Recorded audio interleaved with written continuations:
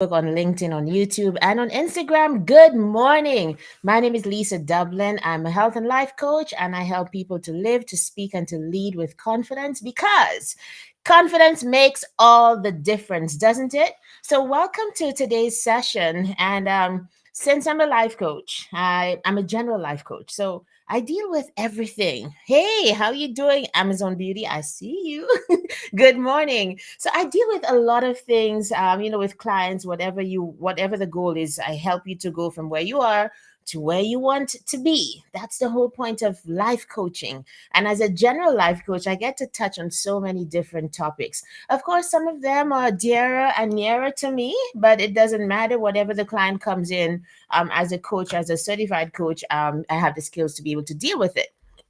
So, yesterday, we spoke about something else, and today we're speaking about love and respect. So, you guys, if you are in the To All the Good Success Club, good morning to you in particular, Diamonds. I've been speaking about this book for a while now. It's called Love and Respect. It's probably looking different in go get it, okay? It's called Love and Respect, and it says the respect he desperately needs and the love she most desires, the respect he desperately needs. So if you're choopsing, as we say in the Caribbean, if you're sucking your teeth or you'd be like, what is she talking about? What is he talking about? He's the author. It's Dr. Emerson Eggerichs. And it really has, I think, given me a new perspective on marriage, a new perspective on male female relationships, if you can believe that. And it's not just romantic relationships. I've been reading this book, I think, the last year or so, and just applying what it teaches, not just to my marriage, but also to, I have three sons. I applied there. I have brothers. I applied there. I have lots of male friends and applied there. And I just find that it is revolutionizing relationships. Okay. So we're going to take not a deep dive, just a cursory kind of look at some of the things in this book and see if it makes any sense to you. I always say, before you trash a concept, go try it. If you're not in a relationship, go try it with your brothers, your male friends, and see. And it's, of course, I'm speaking from the perspective of a woman because it also speaks what a man needs to give to a woman. So let's go. Anyway, before we go into this, you guys, I have something to show you. Are you ready? Ah, I got my copy of my book last night.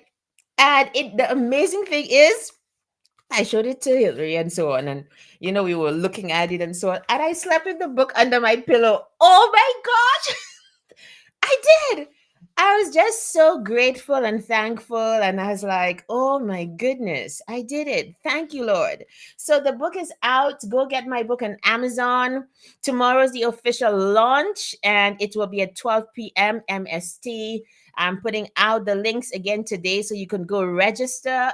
Good Girl Gone Wife. And it's like I chose a matte finish as opposed to a glossy one, and I quite like it. Like it's the matte in anything is a bit more elegant, I think. So you tell me what you think. Go get the book on Amazon.co.uk.ca,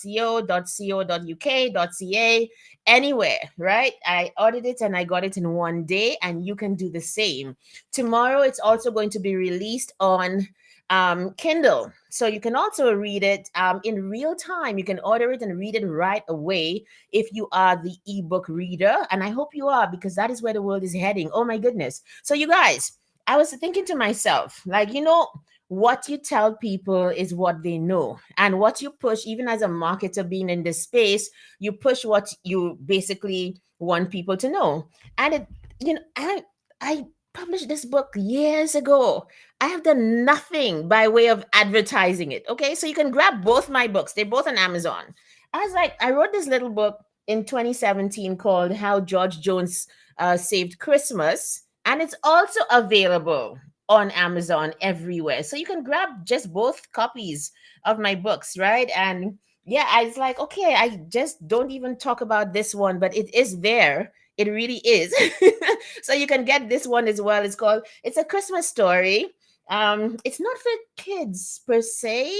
It's for like maybe 13, 14 and up kind of thing, because it has a couple adult themes in it, but I think it's a good read. But this is my latest novella, A Good Girl Gone Wife, and it will be launched tomorrow. And I've got my copy, so I hope you go get yours too. Okay, so let's get back to love and respect today. So, how's your relationship doing? Dare I ask? Why am I even asking? Right? A lot of people, me included, sometimes we things are not going well and we just simply accept them, right? And a couple of years ago, I really began to do a deep dive like, okay, if I'm going to be doing this marriage thing, I want to be doing it well. I think we all have that feeling, I hope. And of course, I mean, you look for resources. You're like, what am I doing? How can we do this better as a couple? And so on.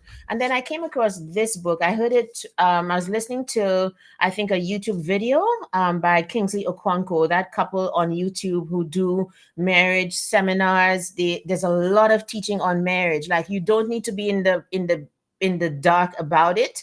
If you are suffering or you want to do better in your marriage, go get the resources because they are out there.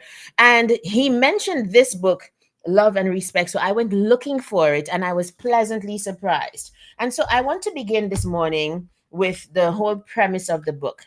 The first thing that he's not saying is that men deserve respect and therefore women don't. Women deserve love and therefore men don't. He's not saying that. The name of the book is Love and Respect, the love she most desires, the respect he desperately needs. Can everybody hear me? Am I doing okay there? Can you hear me in the club and everywhere else? Let me know. Yeah, just let me know if you can hear me. Thank you so much. It would be nice to just say hi. Yes, I can hear you. All right, let's see if that works. I think I did. Let's see. Okay, anyway, so I want to start with this quote from one of the chapters. It's on page 71. This is what he says. We're not going to be very long this morning. You go and, read the book for yourself. Go get it. Like, if you invest in something, yesterday we were speaking about, thank you, Jackie. Yesterday we were speaking about it. Where you invest is where you harvest. Thank you. Thanks a lot, Sharon. Where you invest is where you harvest. So if you are in a relationship, if you are in a marriage in particular, and it's not going well, invest in the resources to help get it better. That's what it's about. So here's what he says on page 71. He says, today, married couples are at a crossroads. Will she appreciate her husband's need for respect, or will she denounce his feelings? Will she discover that the best way to love a husband is by respecting him in ways that are meaningful to him? All right? Ways that are meaningful to him. Or will she focus totally on what she feels is the key to a happy marriage, her womanly feelings, and dismiss his needs as antiquated or as male arrogance? A lot of women do that. But it goes on because this is not about just what the women need to do. Excuse me. At the same time, will the husband appreciate his wife's need for love or just continue to ignore her feelings? Will he discover the best way to love a wife is to look beyond her criticisms and complaints to see why she isn't feeling loved?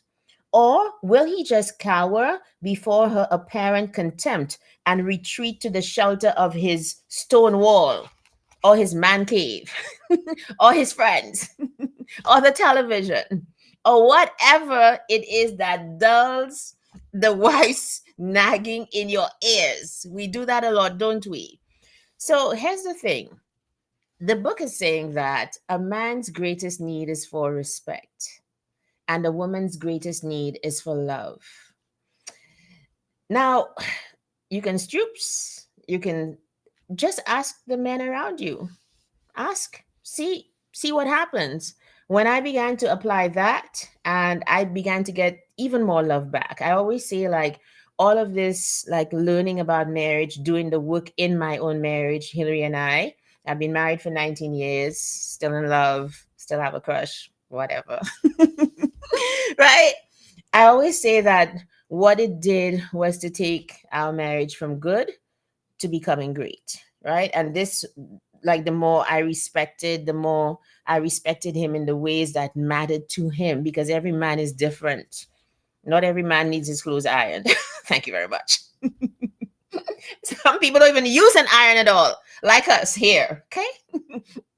But the more I began to respect him in the ways that mattered, is the more love I got back. And it's the most amazing thing. I was like, what? Like, how come we don't know that?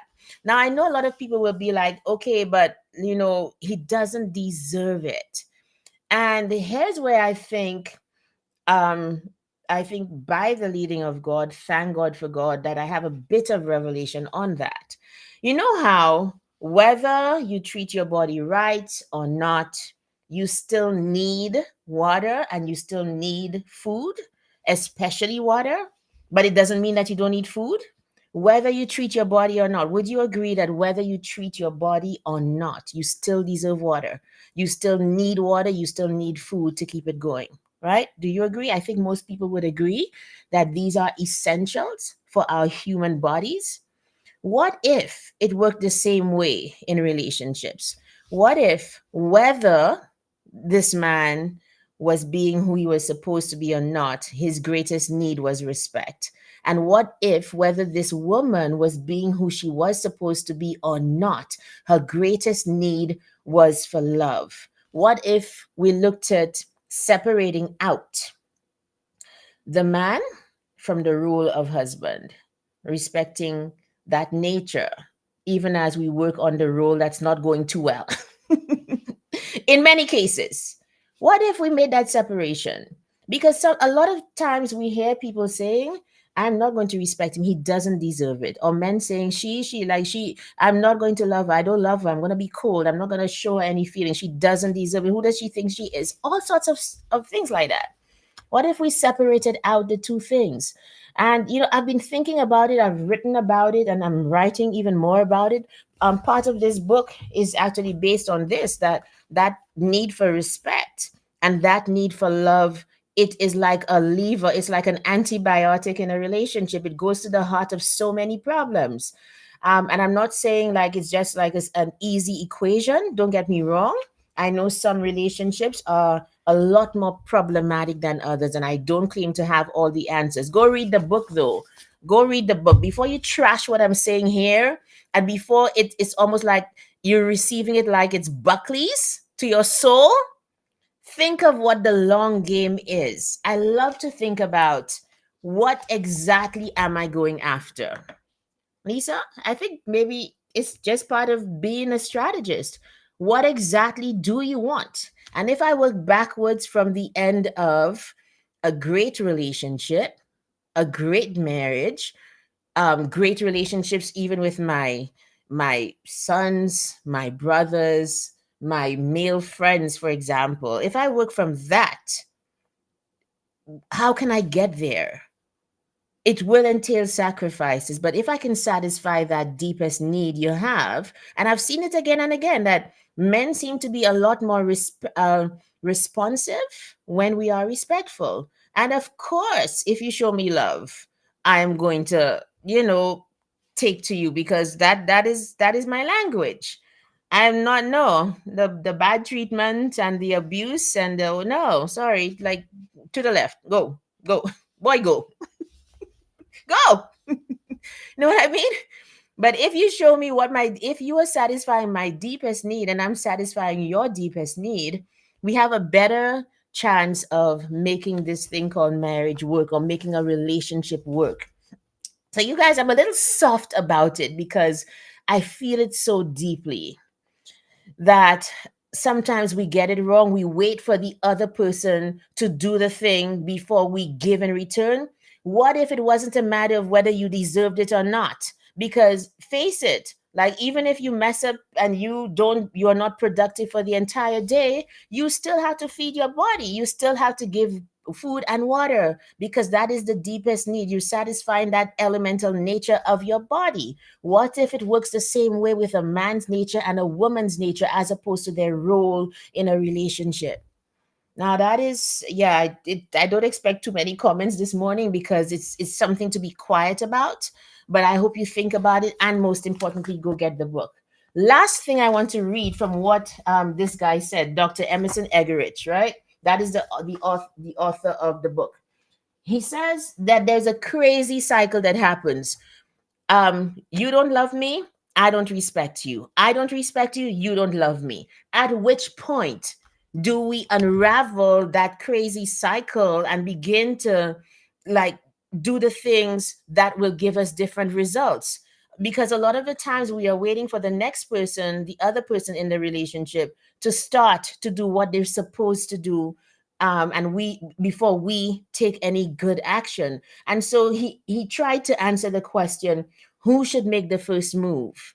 If we are looking at this love and respect equation, who should make the first move? And he says, the person who's more mature in the relationship. And most times it's the person who reaches out for resources, the person who goes looking. Most times it is the woman. And but when I was thinking about it, I also think who who begins to move the needle is the person who wants it the most. Some people are like, okay, you don't love me, you don't respect me, I'm just walking out of the relationship. Some people actually want it. Where are you? Do you want it?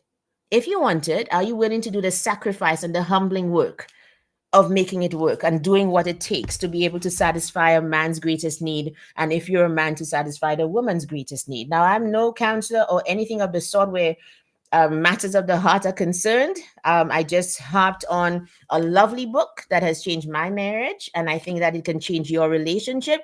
This is for those who want to be married, are already married, and want to make it better. These, even those people perhaps on the verge of divorce, take a look at the book and see. Like, if you're not into reading the physical, get the audible version. But what I'm saying is, where you invest is where you're going to be harvesting. And so if you want something better, better relationship, invest in it in whatever way that you can.